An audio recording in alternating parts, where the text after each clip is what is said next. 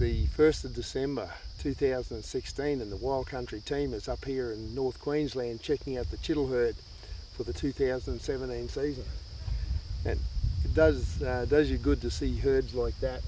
Beautiful mob, about 30 stags, all bedded down up here on top of one of these bluffs. The reason we've got quality in this herd is that we cull them, and we've done this now for close to 20 years on this property, or on a number of properties, but mainly this one. We've been culling out all the poorer genetics and letting the stags get through to an older age before we actually take them. And that's what culling is about. Culling is not killing. Culling is not eradication. And this is where we have a problem with the biosecurity attitude at the moment. They think the culler herd, you just go through and slaughter. What we've been doing is keeping our hind numbers down, taking out the poorer genetic stags, and harvesting our big trophy stags, turning dollars back to the landowners and making the whole system work. That's the result. Good quality heads year after year. Well, so far the trip's going pretty well.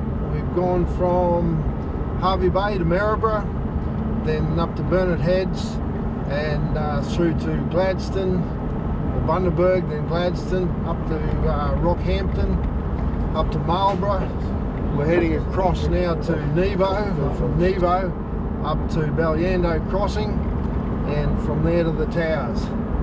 So yeah, so far some beautiful country, checking up with some of our landowners, and yeah, having a good time.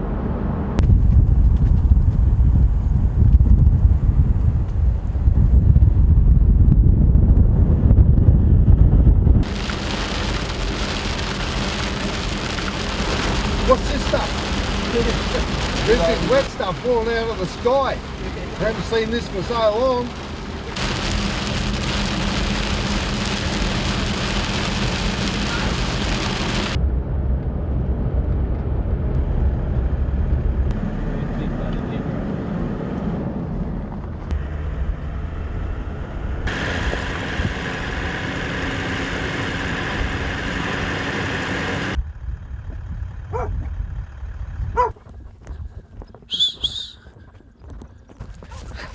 First dam. First dam.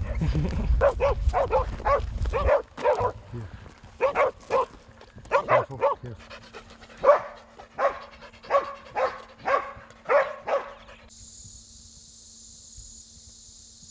We're not far out of Childeer country here, up above Charters Towers. In fact, we just saw a couple of deer off the side of the road just before.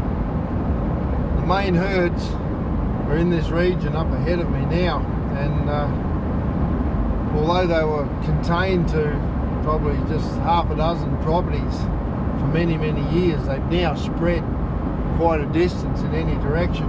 The Biosecurity Act 2014 is now in place, and there's a lot of pressure coming on from biosecurity and other areas of government to reduce the deer numbers as far back as they can.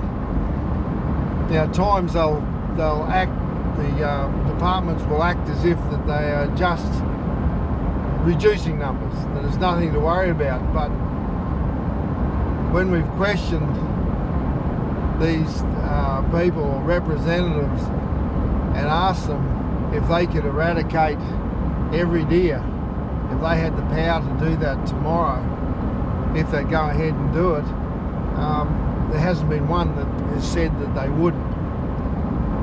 So what we're looking at is an eradication campaign. If they can get 50% of the deer numbers reduced, they'll be happy. If they get 70%, they'll be ecstatic.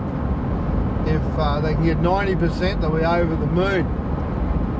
They're not ever going to get 100% of the deer that are out there, because now they've spread down the Burdekin and some other river systems. They're in the thick stuff, they're in scattered mobs. But the worst thing that'll happen is they'll put a lot of pressure on the managed herds.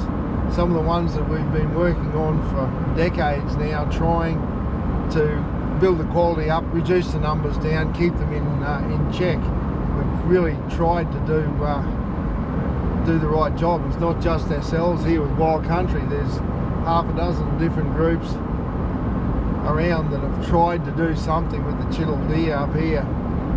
Unfortunately, they're a long way away from anywhere. It costs a lot of money for hunters to get up here and get themselves a Chittell stag, no matter how they do it. So it's not an easy thing to include recreational hunters in. It's something that us guides have had to lead the way, and by, I know some years we put $20,000 to $30,000 in landowners' hands from trophy fees in an attempt to give the deer a value so they can be managed and they'll be here for future generations. But the situation has probably moved too quick. We haven't been able to get enough hunters up here and enough money generated. And now the helicopters are in the air. There's been at least 6 shoots done on different properties.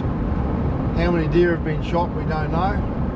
But we're going to have a good look around and let's see what we can find out.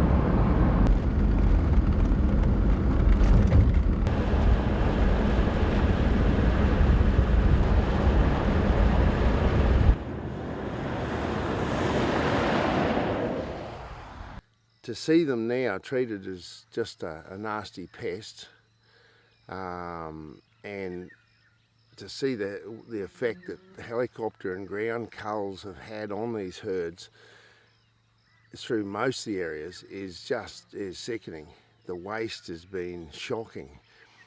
Not all areas though. Some landowners have embraced the quality deer management ethos. They have manage their deer. We saw some properties there with still really good numbers and top quality, and most of our country that we have had an influence on, we're very proud to say the landowners have at least retained strong herds. Some areas they've tried to kill everyone they've seen. The biggest hypocrisy I see is driven from biosecurity themselves. They clearly state in their legislation that we must be very humane. We must take into consideration animal welfare standards and not be cruel to these animals. Yet they promote helicopter culls and some ground culls by some people that don't manage the little fawns that are left behind. There is no way in the world, if you're screaming around in a chopper shooting deer out of it, that you can determine which of the females you're shooting have got a dependent young at foot, and there's no way you can go back and search out and find those ones. They're just not doing it. So they've shot thousands and thousands of deer up here, and this has been something that has been promoted by our government. They have slaughtered deer, left them lie, and they have done nothing about those little fawns. This is one of the grossest animal welfare violations I've ever seen. I firmly realise and fully support landowners who want to control any animal, any introduced animal on their property that's impacting on their livelihoods. Right behind them, we've killed thousands of these deer ourselves.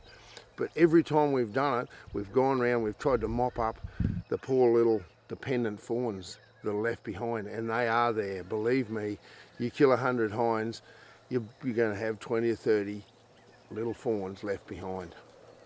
There's no way around it. It's just such a pity, it is such a pity that we can't get government support for sustainable management of deer. Let's pull their populations down. Let's not spread them anymore, and that is what's happening. The offshoot of this ill-advised program to just eradicate these deer, the offshoot is that they have scattered the main mobs. There is now deer where we have never seen them before. They will go back into some of the thicker areas and some of the areas with better water. And if the government thought they had a problem with wild deer now, you wait to see what they've got in 20 years' time. So we're going to have an even bigger mess. The solution was right under their nose if they were willing to promote it and they were willing to use a little bit of vision. They can't look towards the horizon and look towards the future. They only look at their toes, and it's something that's very disheartening because we had such a great opportunity.